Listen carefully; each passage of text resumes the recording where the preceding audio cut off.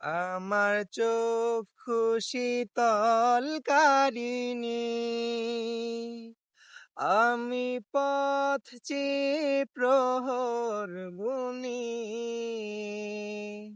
কত মোনাজাতে কত দোয়ার মাঝে আমি তোমাকে চেয়েছি।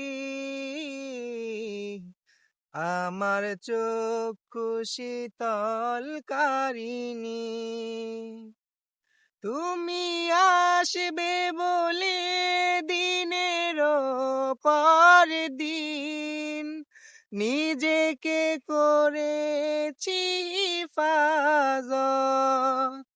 তুমি আসবে বলে সাজিয়েছি এ ঘর, যে ঘরে বাঁধবো মোরা বসত।